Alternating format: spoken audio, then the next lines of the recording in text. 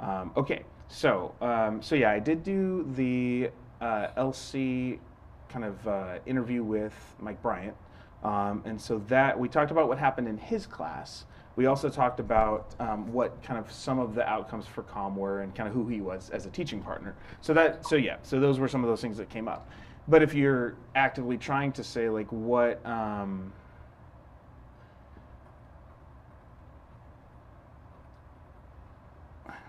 if you're actively trying to say like what can you do with Com, I like to go to this course search, and this is just kind of a first step I'll do. If you think you know someone in Com who's not a terrible person to hang out with, and we've got a lot of really great people, so I'm joking. But we might go, so we might just look at Com 100. I know right now we've got Miriam and Alyssa looking at doing a psych and Com connection. But one thing I would do is I'd go and I'd look at the two descriptions and competencies. And so we can actually, I think I have to go share this tab instead. And I'm actually going to open one and remind me the code for yours. It's ECO? Or ECN.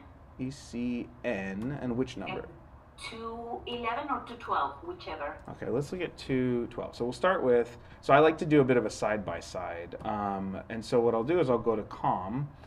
And so we'll say, and sometimes it's just becoming familiar, but I'll go, okay, we talk about theory and practice of human communication. They're surveying communication topics, including interpersonal, small group, and public communication, which is something Mike kind of just talked about how he handles that.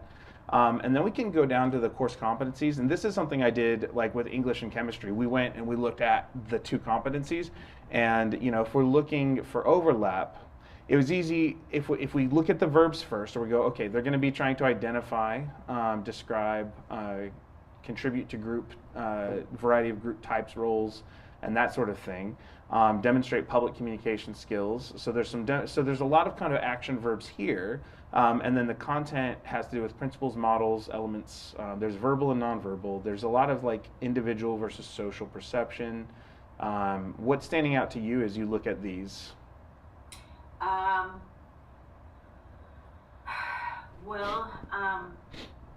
I've been thinking for communication, I've been thinking on trying to, communicate economic ideas. So I know that there's a lot of misinterpretation and whatnot. So I was attending a conference over, I don't even know when,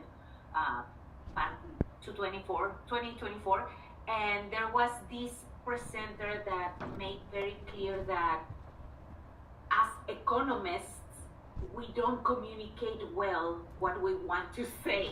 Right. That we have our ideas, and of course by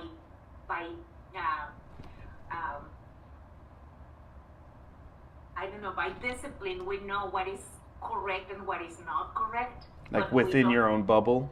Yes, correct. Okay. We don't communicate to people. Okay, so like you have this internal language is what I hear you saying. I would say, maybe that like we discourse, formalize things too much. Okay. So you were looking at are we a little too much in our own discourse community is what I hear you saying. Mm-hmm. Okay. So then, so I can see us looking at that. And if we're looking, like some of this does have to do with public communication skills, like researching, organizing, outlining, and thinking about that audience who's on the other side. So that becomes a really key rhetorical practice that would show up in communication and social perception and all these kinds of things, even technology. So let's compare, and we'll just, again, it's partially about the side by side. So if we go and we look at, where'd my tab go? This one? If we go and we look at your econ course, which I've searched and opened up a tab for, I can share this tab instead. So now we just look, so let's see if we can find some overlap. So this one, so we had the communication one. So now we have a descriptive, you know this better than I do, but I'm going to go through it because it's easier if I do. So we have a descriptive analysis. So describing and analyzing is common. Describing something is in comm.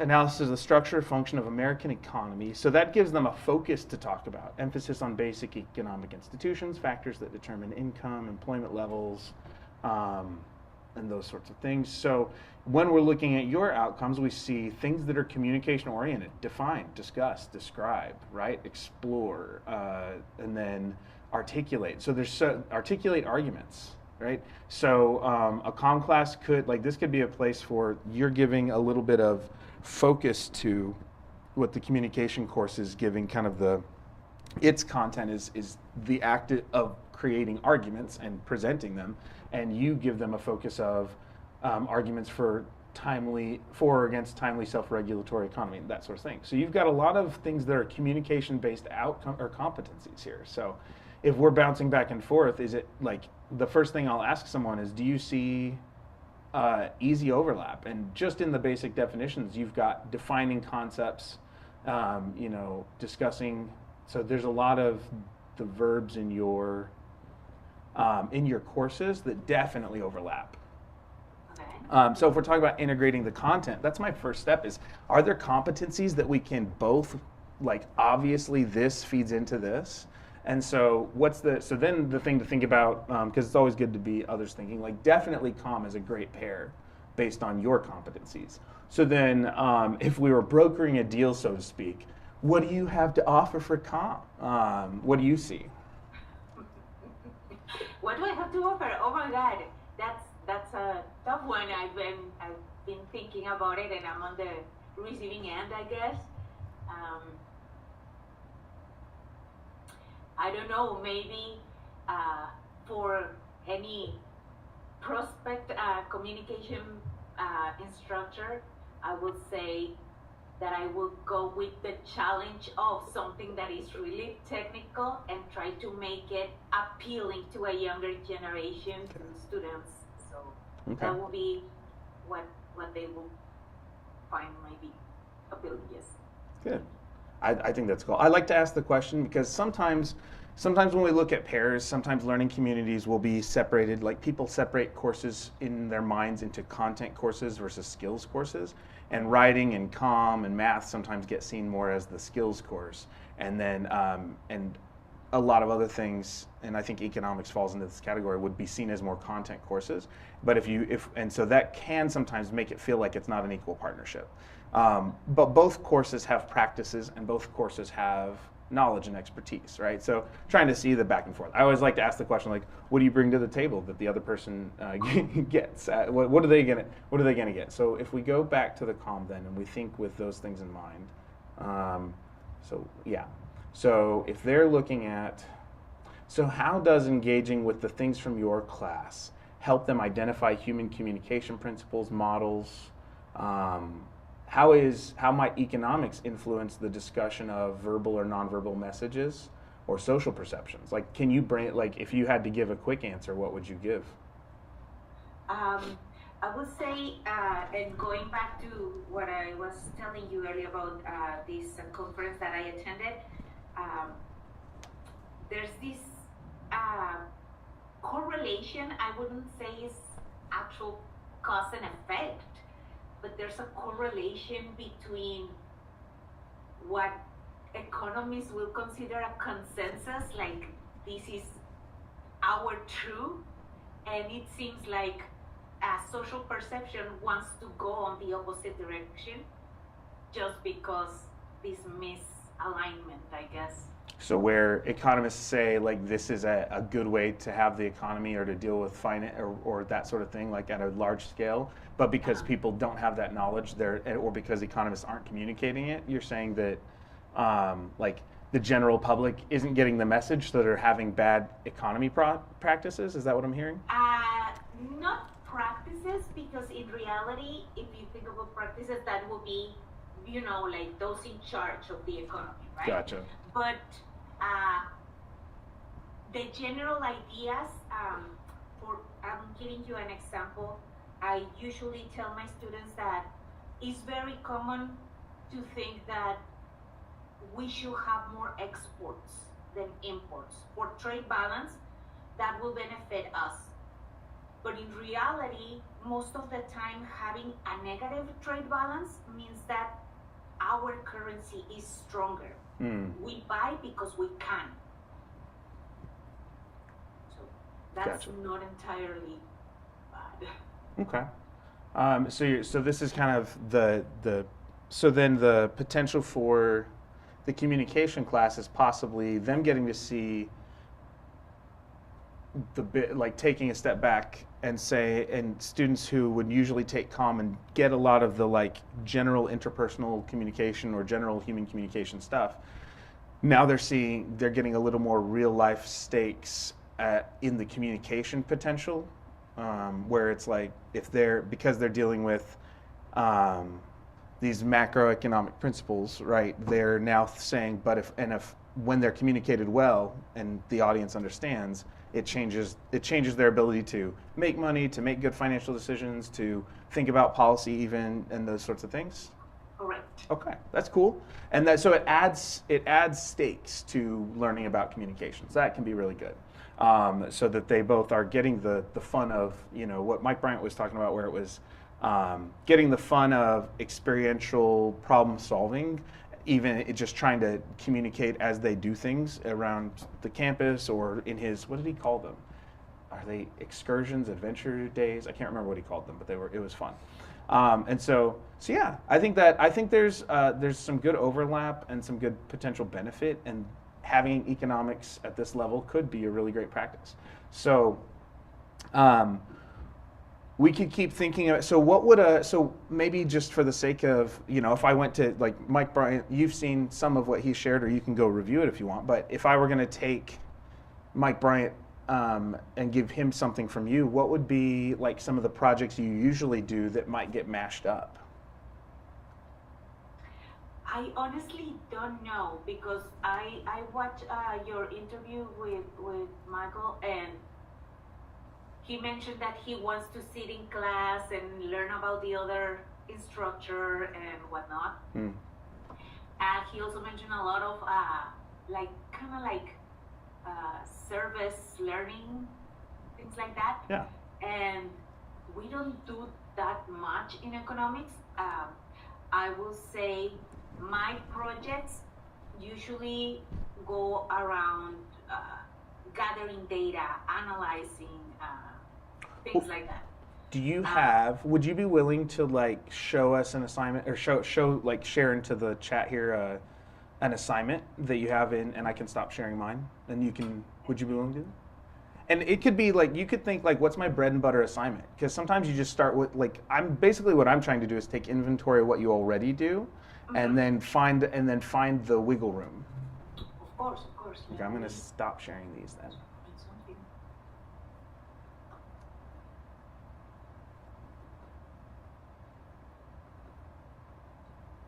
No, I'll go to campus, that's easier.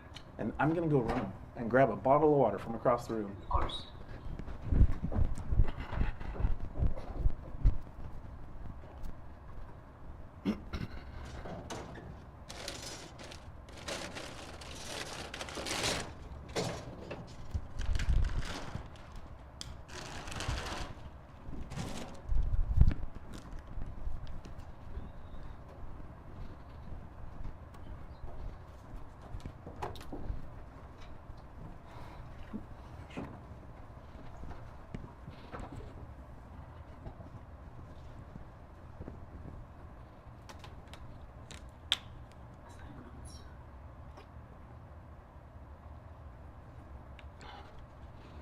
And it really could be anything you already do that you don't actually, even if you completely hate it. I was going to say that you don't completely hate, but sometimes it's even that you completely hate. All right, is it this one?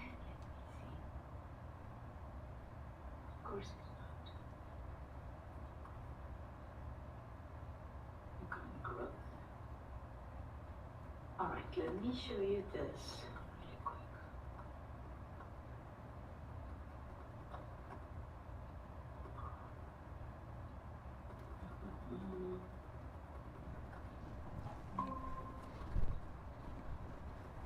Alright. So over here, after completing the assignment, you have understanding of what data is used to monitor the economy, what is found, and some quantitative skills. So they are tasked to on their own build a GDP based on each one of the elements, and then I guide them through how to collect the elements of the GDP, how to transform the data instead of being raw data, actually something usable. Scrolling, understanding data. Oh, this is how to edit it. Okay. And then analyze the data. Exports, government purchases, degree of GDP, and then submit with some reflection questions.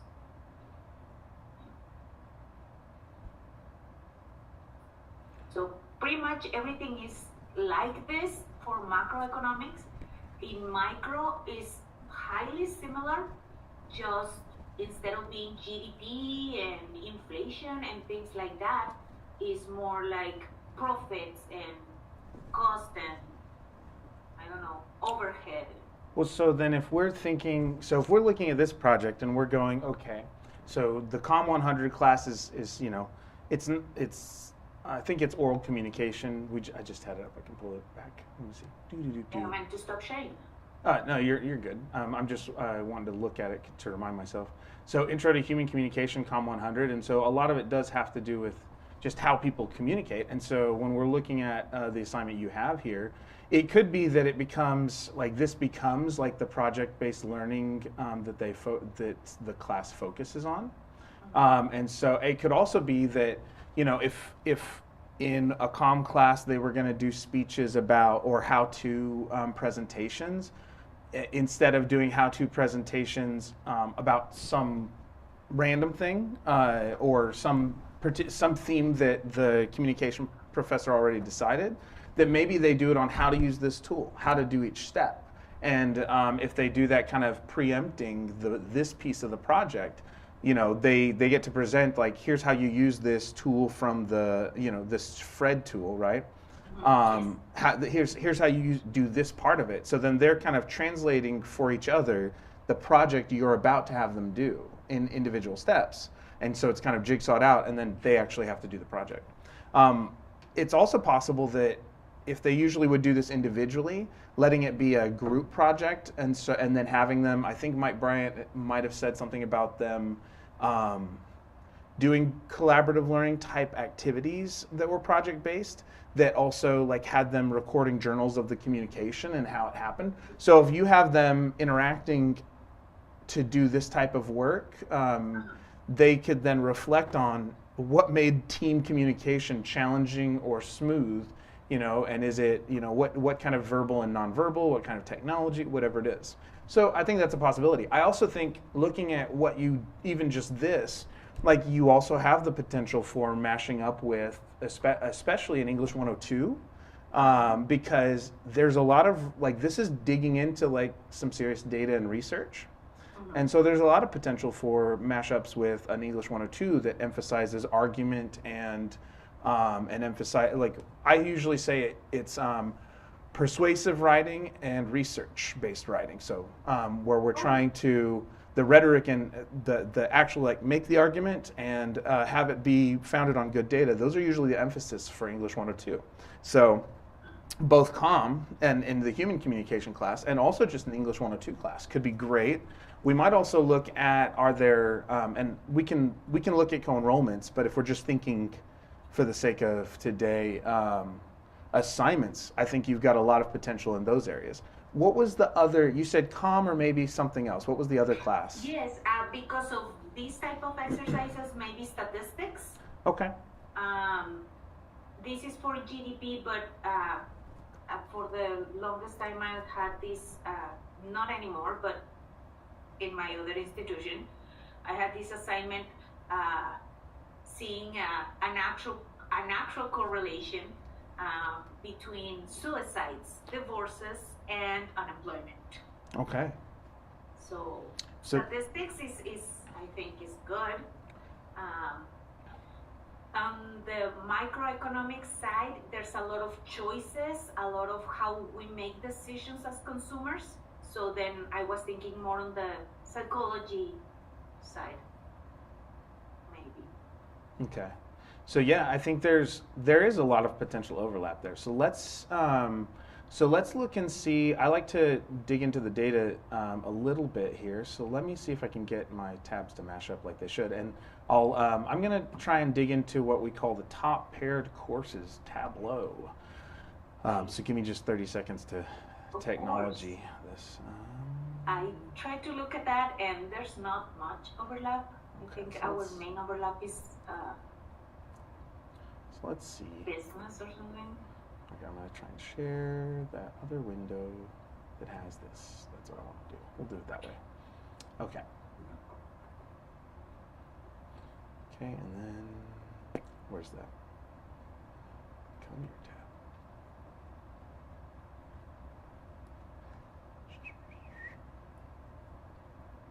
Okay, so if we're looking at the top paired courses, and we are looking at ECN 211, right? Mm-hmm. Okay, so let's look at the data here. Now we can choose, this is currently set to all modalities. And so we're going to leave all modalities for the first course and all modalities for the second course so that we get online, hybrid, in-person, everything. So if we're looking at that, Econ 211 has a good amount in the fall with CIS 105. We also have accounting showing up in good numbers, GBS 205, so our business classes, and then MAT 151. So we don't get stats. I think this is brief calc, yeah. We do have, in the fall, we have English 102, and again, these are all like everything. So I'm gonna pull it back here in a minute, but I wanted to look at spring numbers as well. So our spring numbers, if you look though, you see like the accounting 111 and English 102 have really good numbers if we're looking at all modalities. So those are some pretty good potentials, and then it also looks like people take 211 and 212 at the same time in the spring, as a co-enrollment.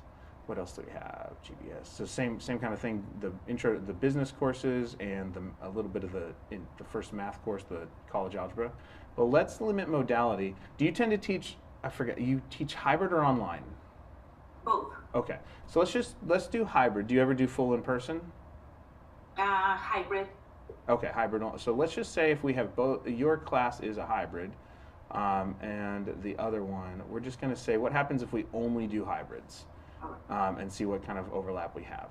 So that's not a lot, but it is a class, and so that one would be about. So if we do hybrid English and hybrid econ for either of those, we do get there's definitely room for English at 102 here.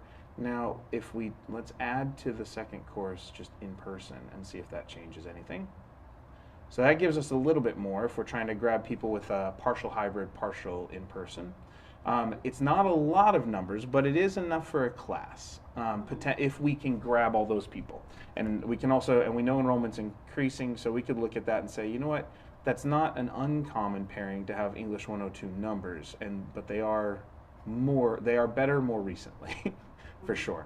And if we're in the spring, that English 102 really is kind of a solid pair.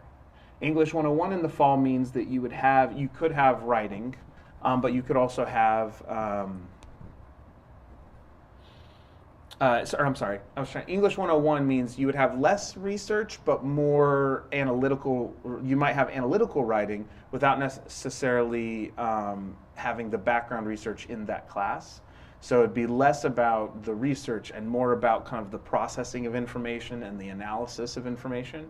And maybe the messaging, that still happens. So people might do rhetorical analysis, but sometimes maybe it's like a financial literacies narrative too. It's not uncommon to have people do literacy narratives, like how did I learn to read, how did I learn to write, but to focus it on how did I learn to understand language about money or understand economic principles or financial principles and what that looked like. That could be a possible overlap.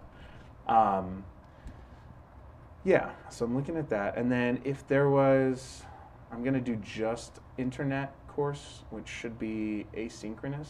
And I just want to see, so sometimes when I limit it here, or what if we did your just internet course and made them the hybrid?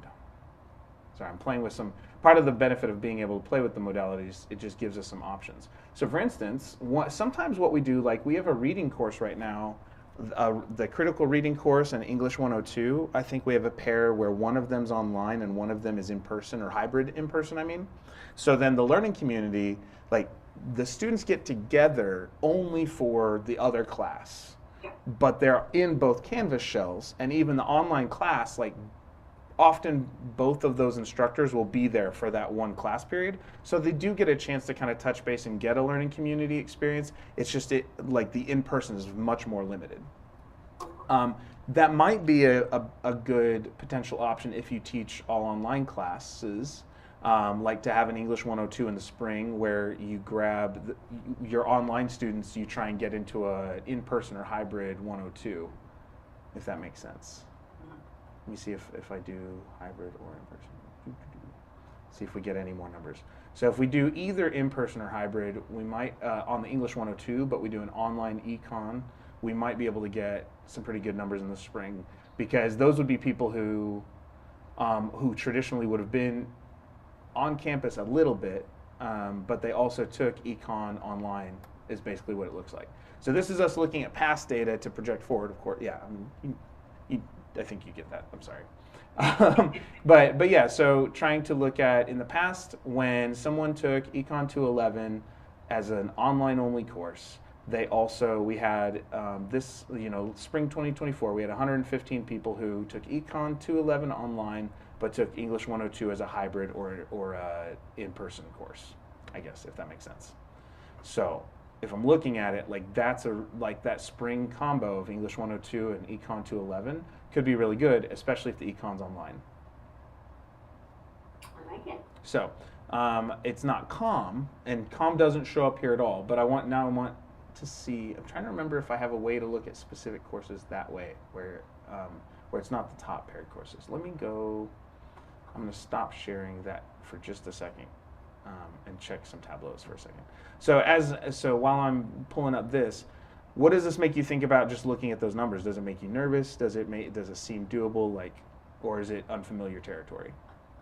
Definitely unfamiliar, of course.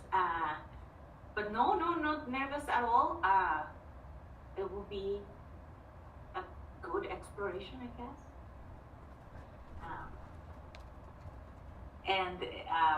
Yeah, I don't know exactly what is it that will be the best. So that's why I've been bouncing maybe stats, maybe psych, maybe communication. I seriously don't know. But it's something for my students to land these abstract ideas and get a little bit more of grounded knowledge. Yeah. You've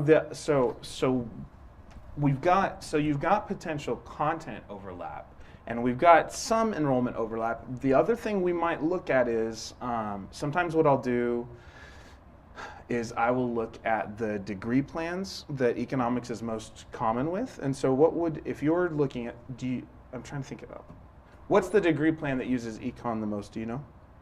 General business. Okay, just a general business. So let's do field of interests. Let's go look at and this can be a way to kind of, it's an augment to another way to texture this possible combinations thing, because sometimes it's about marketing.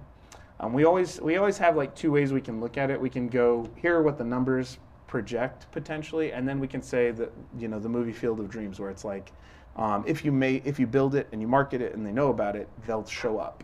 And so if we're doing fields of interest or we're doing programs by name and we're doing, you said business.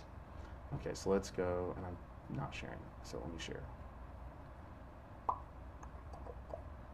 It's that one. Okay, so and again, part of this is this is how I explore, so I'm just letting you enjoy the exploration, I guess, if that's helpful, so yes. No longer for the right. Cool. Okay, so we want to look at, does that help at all? Okay. So Chandler Gilbert, business. And so if we're looking at the general business degrees, let's just do the general, yeah. So what I want to do is go check the pathway they've created. And since we can look at the part-time and see where does econ show up in this, like what do they say they want it with. So it shows up alone and or with the accounting coursework, and that's pretty general. So they have either of those, and then they have like dual literacy thing. So I'm not judging the field of interest people, but this is term 6 is like they're kind of just saying, yeah, do some of these, and the students kind of get to pick. So there's not a whole lot of guidance there with this particular degree. It's kind of tossed in after they've done core things. And I'm sorry if I'm scrolling too fast. So yeah. So let me see if let's go back and see if the special requirements business degree has anything different. I'll also check the full-time.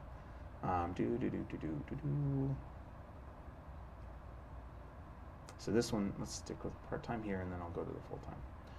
Okay, so in this case, when we're doing the special business degree plan, and we could get with advising or enrollment services and say, so how often do you have the special requirements versus general requirements? Because in the special one, they have econ like right out the gate in fall, 211 and 212 as part of the chosen one for part-time.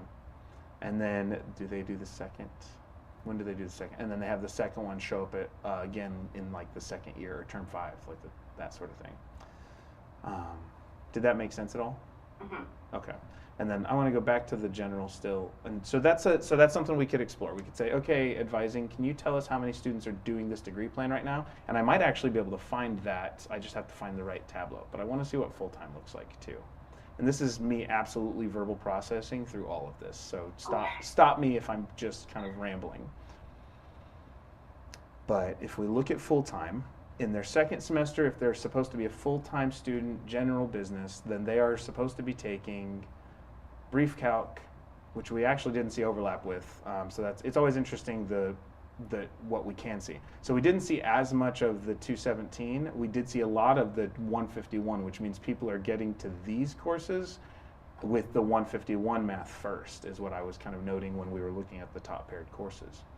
But they're supposed to be in their spring doing English 102, a possible literacy and critical inquiry, which could be critical reading, and then a math course or the GBS 220 course. So that again reinforces that the English 102 and 211 would be something that the pathway encourages as a pairing in their second semester.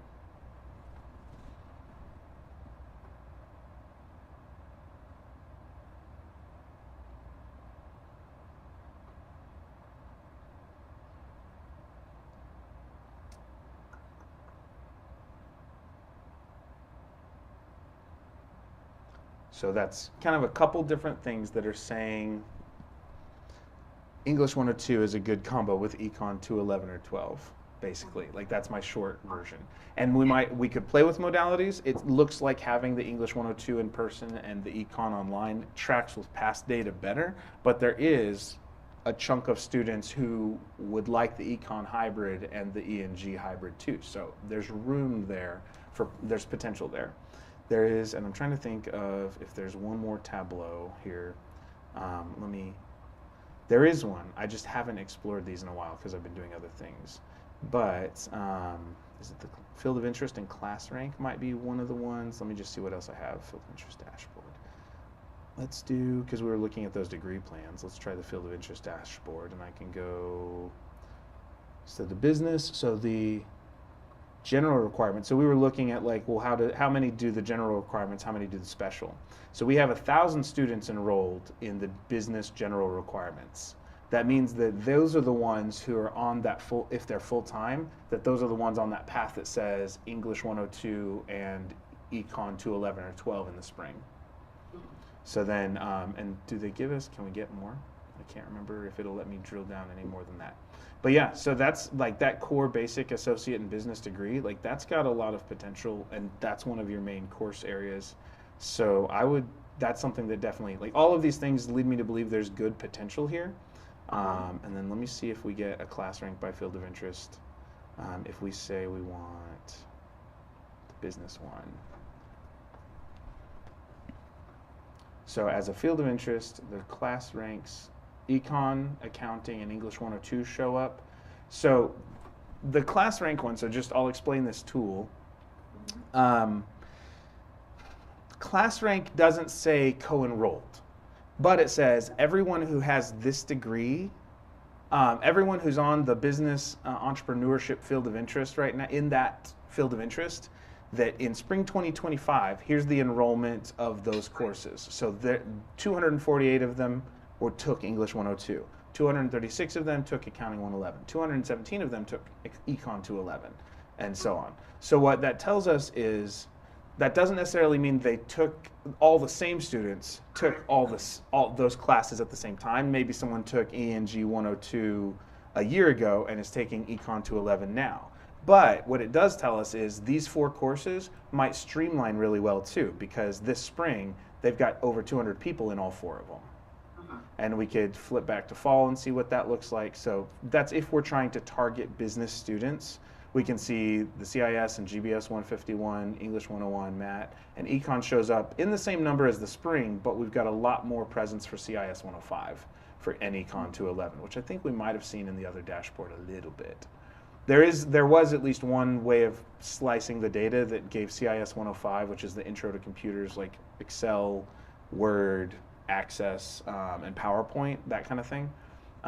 Yeah, so we've shifted drastically in looking at this data from saying, is COM a good fit? It is a good fit, but you might have other classes that are data-driven more effective. But it doesn't mean, so then the follow-up to that is, do you have a cool person in any of those classes, or who teach any of those classes, that you're like, I wouldn't mind them putting up with me and me putting up with them for a semester or 2?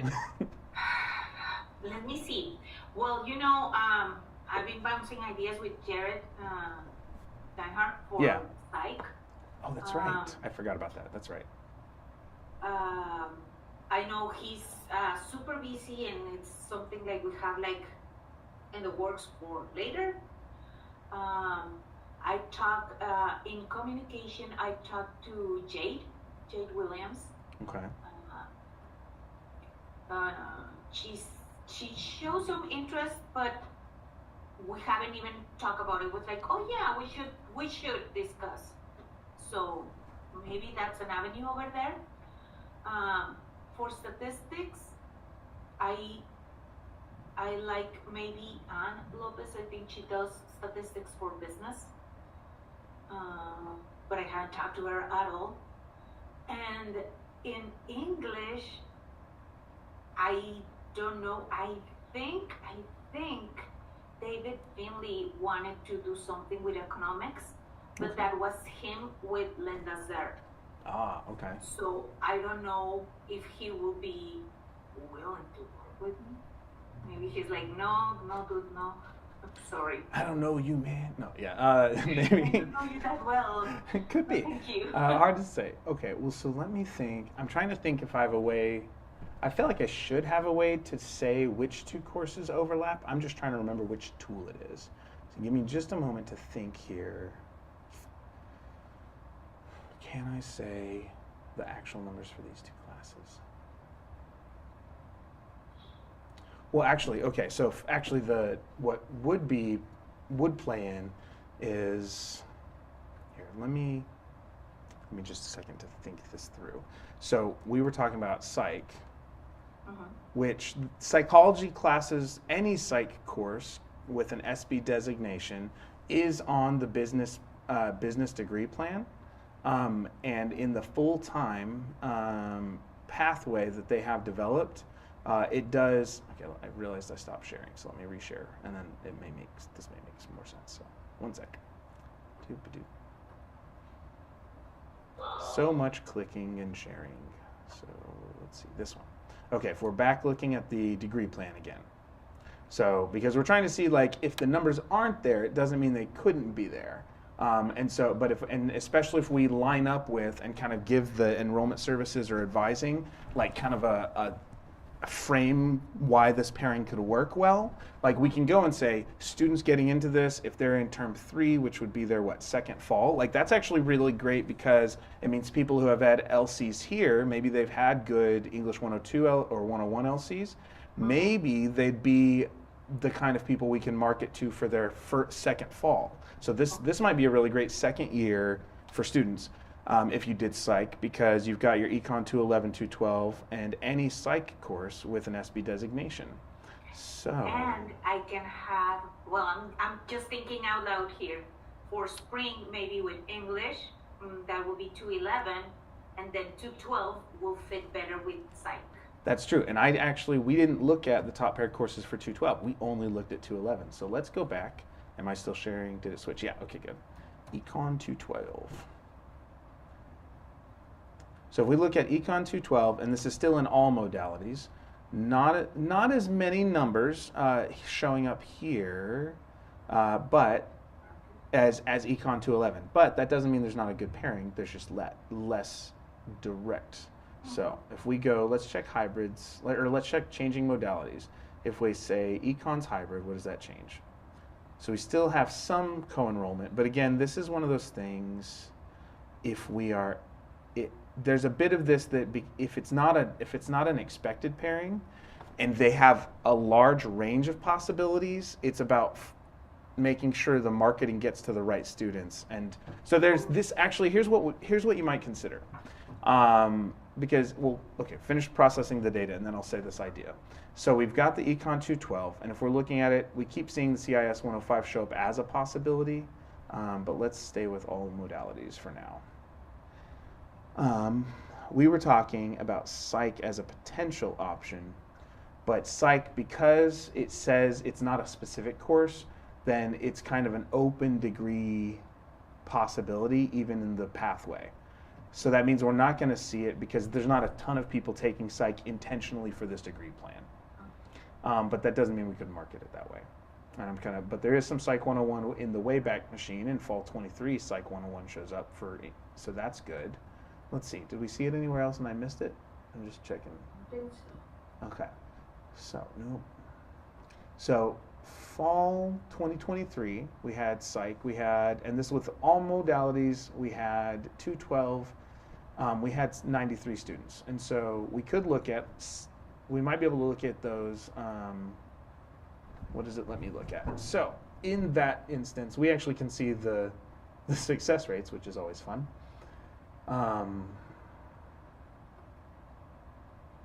Though not all of them, I'm not sure if that helps us right now. But it was an interesting thing to get to. So let's go back. Sorry, sometimes it's just fun exploring data. But it does look like in fall we had a pairing with psych, and I'm going to scroll down a couple more semesters and just make sure I don't see more of that. I don't see it there. So maybe that was just a good semester for psych, but that means that it has just as much, it has some potential equal to these other things. So it might be possible in any of these cases, to go back to my other idea, it might be possible if we're exploring options for you to be one of the pioneers of this idea of a pocket LC, where we have partial enrollment in 2 sections. That way the section making and like the schedule being affected isn't as reliant on the whole class having enrollment, but you could try out developing an LC in a small way, like just a little bit of overlap for 5 to 8 students, as like a little, like we do with honors classes, right? And so if you did that, that would mean, say it's you and Jared. If you and Jared both say, we're going to reserve 8 seats, what's your normal course cap at this point? Have them at 25, I think is going to move to 28, I think. Okay, so if you went 8 are LCs students, so we save those 8 seats for LC potentially students, and then we leave the other 20. Well, that class is definitely going to make if that other 20 fills, right? And then having the 8 overlap allows you to start leaning toward each other and contextualizing or inflecting toward each other a little bit. And the students in the class who aren't in both will just go, oh, that's an interesting application. But the students in both classes will get the benefit of NLC because they'll be having it reiterated on both sides. And so so it's a little bit experimental. It's a good idea that we haven't found someone to try and put in practice yet. I think that might work. And when you've got this kind of potential space, it gives you room. So we might be able to set it up so that, like, say, so what's the earliest this could happen? It would be fall 26 because we're past the spring deadline. So it'd be fall 26 for a psych and an econ 212. I wonder, I could ask and see if it's too late, because I know spring schedules are still being developed. We could try and do an English 102 and econ, but we'd have to find you an English 102 partner, which I don't have any spring LCs at this point, but that could also be possibly spring 2026, even though technically we're past the deadline. But if we did pocket LC, I don't know. So I'm brainstorming.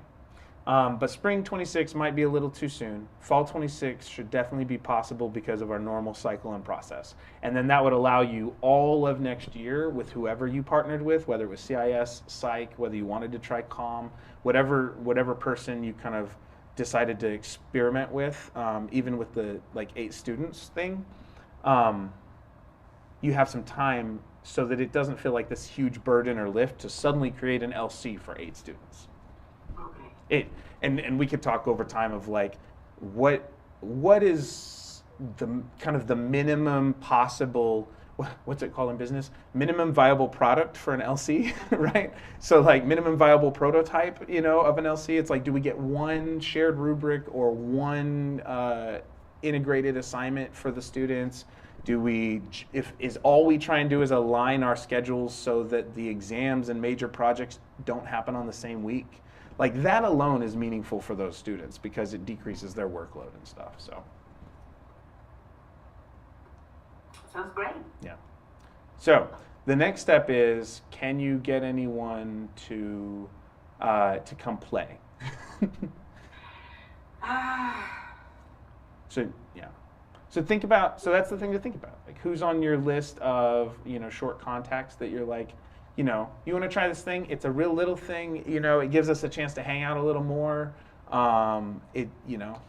There might be compensation, at least for some of it. There might not, depending on where it is. So if you do a linked LC, we're trying to start funding the linked LC where if it's got full co-enrollment, but not the pocket LC yet, because that's new and experimental, and it's meant to be a low lift. It's I call it part of the on-ramp to an integrated LC.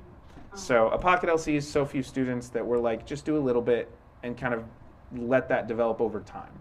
But so you might not get paid for that, but you might be able to get some small PD for a couple hours of a workshop or something. All right, yeah, sounds good. What? And I mean, of course, I will say no to money. Of course not. Right. But I was not thinking about it to begin with. That's what I like to hear. That makes things so much easier. And then if in the event that we can pay people, we're just excited to be doing something cool. So that's I like it better. Yeah. So I mean, it's learning communities is a high impact practice. It's a best practice. It's good for students. There's tons of really cool things. If I'm just giving you the salesman pitch, we started tracking how many people who got into leadership who started out in LCs, and we realized, there were college presidents, there were VPs, there were deans, there were chairs of divisions, there were lead faculty. So Dean Schnick started out in LCs. David Finley, who's now chair of my division, has been doing LCs for decades. Pam Woodbury has been doing LCs with me since 2018. Mike McFadlin, who's about to take over chair of the natural sciences, or whatever that division's called, which now I feel like a jerk. He's going to be chair in there, and he did LCs with me for years. And so basically, I'm just the only one left. No, I'm just kidding. I'm kidding. I'm kidding. No, but I mean, and before then, there were past presidents and of college, people who left CGC and went to run colleges. It's cool. So all that to say, it's got a lot of benefits, and some of them are not just for students. All right. Yeah. So, But if you get a teaching partner and you guys ever want to meet and brainstorm and you want to kind of guide the process, or we technically have professional development we're doing with existing partners, but part of that is also like if you wanted to show up and kind of experience that, like we can't pay you for it, but you could show up. All right. And then you can kind of have the conversations or kind of get some of the extra kind of texture of the training. Perfect. So I really like what you showed me. I understand seeing graphs. So I think now I have a clear vision of what can happen, what is feasible, what is just a red herring. Yeah. But no, yeah. Okay. I'll talk more seriously with people around campus and yeah. And what you might do if you are thinking like fall 26 for an actual like scheduled LC, the only other thing you might consider on the way is in the fall, like, can I create a common intellectual experience with someone? Do I have a shared schedule? Like if I'm in the classroom next to somebody, is there ever a day where we could swap classes? Is there ever a day where we could schedule our classes together and have a dialogue on, in one of the larger rooms like the Choya 110 or whatever it is, or something like that? So that's always a possibility. If you can do some sort of small common intellectual experience or have your students produce material for their students that then they give feedback on based on their lens, anything like that that's starting to cross the streams, that's a lot easier than getting scheduling involved. Like you're still helping students create that cognitive transfer between the content. So. And this will be like a one-off thing. Yeah, but it's a way to kind of test like what might the curriculum look like. So it's a way to explore without having a full semester commitment. You're like, hey, what are you doing next week? And they're like, I'm doing this. And you're like, hey, I got a little time. Let's mash up and see what happens. So yeah. Or you could plan it a month or two out and not be like me where everything's happening like where I'm so spacey. Hey, this was a really great idea I had 3 months ago, but I'm just now telling you about it. What are you doing tomorrow? Yeah, so that's always an option. And that's a great way to warm up into LCs is create those shared common intellectual experiences. Like it. Yeah. All right. Cool. All right. Well, thank you so much. Yeah. And this is what I was basically going to do next week anyways, like talking through what your class looks like. So we can still meet, but we don't have to unless you want to. You mean for the interview? Yeah, so I was going to ask you. With Michael. Yeah, so I was like basically going to ask you what your course looked like. What are the key things? What are you thinking about for LCs? And then walk you through some of the tools. So this is basically what that is. And so are there any other questions you would have? Or what are the other burning things on your mind? I think not. You told me about this one-off things. You told me that it doesn't have to be like in the same pathway. It can be like by learning objectives. So I like that.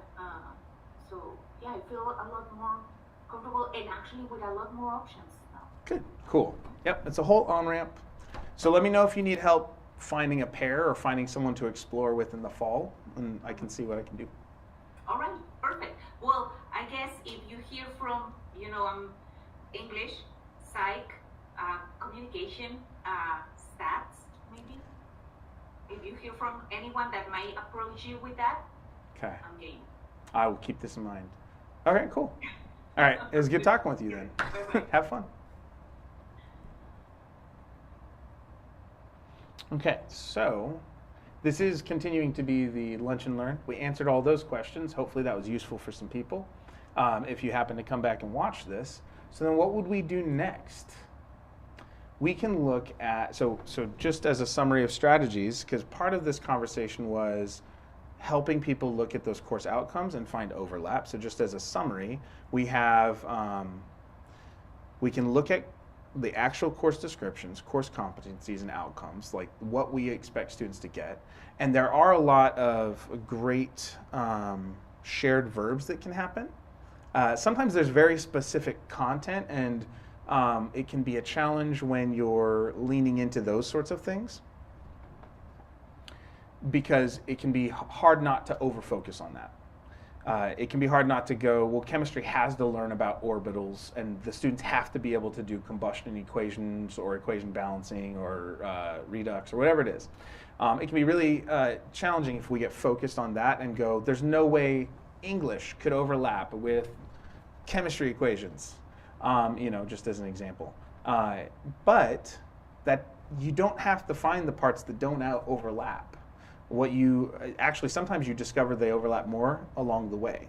But what you can do is say, you know what, if we line stuff up, is this something that would make students' lives easier? If they're already taking the classes, so that's where data-driven stuff can really matter. If we've got students already taking these classes at random, it is a beneficial thing for them to suddenly have their courses streamlined and kind of integrated. Even if it's just not having the exam and the project due on the same day for courses they're already taking, having the communication between the teachers and having the same students in both classes. Like, that's a core ergonomics thing that students benefit from. But when we're looking at what do we do to overlap the content, you don't have to have students start in. You don't have to start with the full overlap. You can, but I'll tell you, here's how we framed it with chemistry. Like, Mike McFavelin would go up and he'd do his introduction to chemistry, and as he did, he'd say, biologists do this, physicists do this, mathematicians do this, and they all need chemistry. And so he would kind of end on why chemistry is important, because that's what we all do, right? He also likes to say that chemists are megalomaniacs, and that's